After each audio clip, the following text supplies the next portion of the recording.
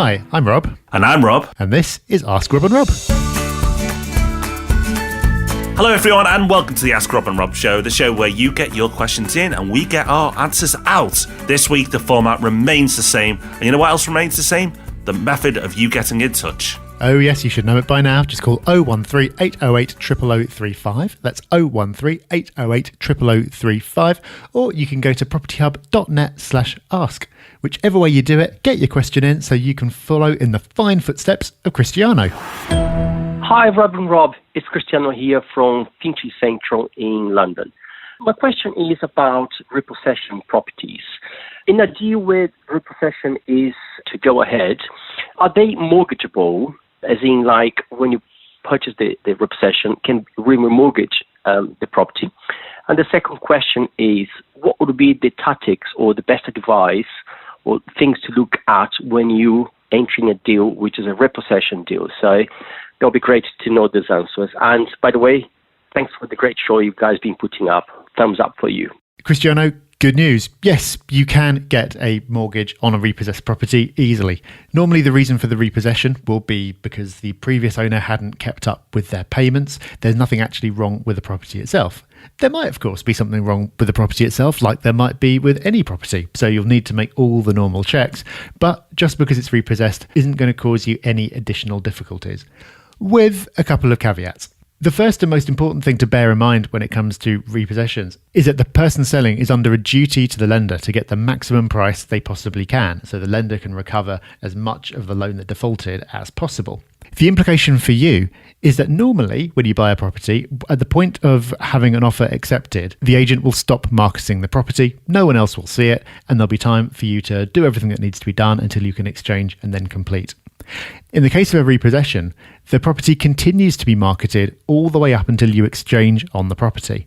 So it's possible that you can make an offer, it's accepted, you'll be going through the whole mortgage and legal process, and a month later, someone will offer slightly more, and they will then accept that offer and reject yours. For that reason, you want to get the deal through as quickly as you possibly can. So it's important that you're working with a lender who's not going to slow things down for you. So we always say you should work with a mortgage broker because there's more to the right mortgage product than just the lowest rate. And this is a brilliant example of that. You should be saying to your broker, look, this is a repossession. I need to move quickly. Who can you place me with who you're seeing is getting things through quickly at the moment?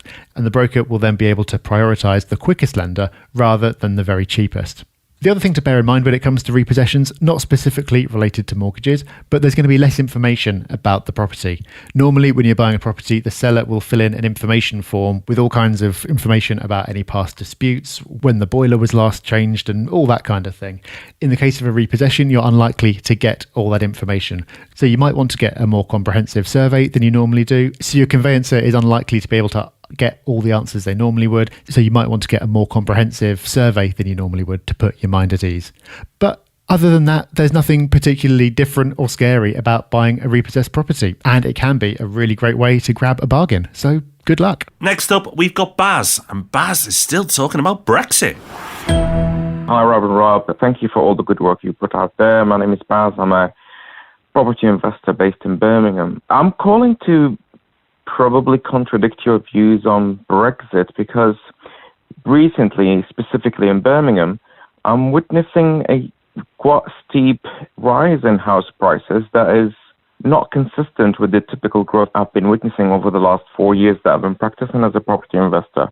And I think this is largely due to the fact there's not much offers out there and I'm being outbidded by a significant margin by owner-occupiers who are just putting really high prices above asking price.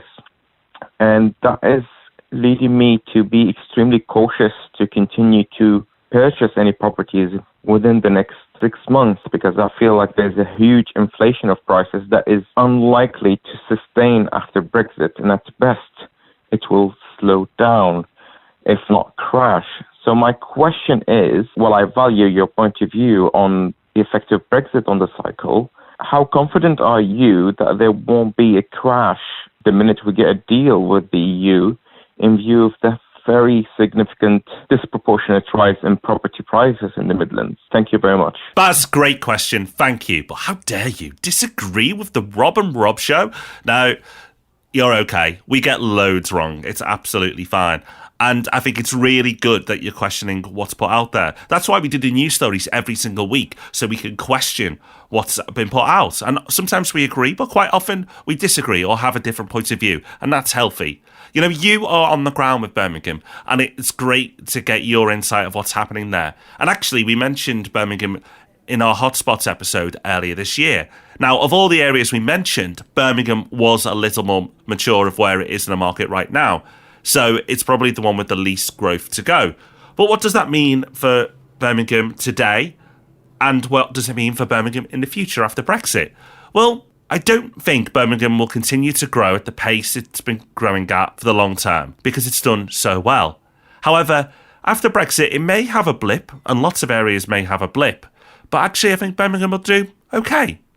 I don't think it'll crash. I don't think it'll power on forever. I think it'll do okay.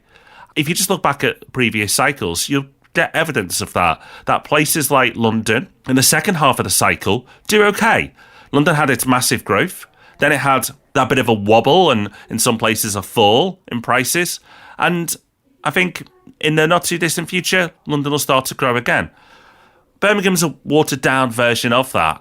And I think you don't need to panic about what you've done. I think you'll do just fine. Growth will happen again in the future, but just not as aggressively. So that's our opinion, Baz. Doesn't mean we're right, but at least you've got an insight into what we think. Unsurprisingly, I agree. You said that you think that the reason for high prices is that there aren't many buyers, but that's actually the opposite of what you'd normally expect. If there aren't many buyers around, you'd expect prices to fall. So if the prices are going up, I think that actually shows the resilience of the area, despite the fact there aren't many buyers around, because there's all this uncertainty and everyone's so negative. Because the market is driven by sentiment, it seems likely to me that when the situation is finally resolved one way or the other, unless it's a far worse outcome than anyone expects, which seems highly unlikely, buyers will then return to the market and that will put support under prices. Not saying that they're going to rocket upwards, but the more people there are in the market, the less likely there is to be a crash. Therefore, a crash immediately post-Brexit, to me, seems unlikely. But as always, do your own research, form your own opinions. We've been wrong before, and I'm sure we will be again. So that's us done for another episode of Ask Rob and Rob. Thank you for listening. Thank you for sending in your questions. Get your own question in by going to propertyhub.net/ask, and we'll see you back on Thursday for the Property Podcast. Until then, bye-bye. Bye-bye.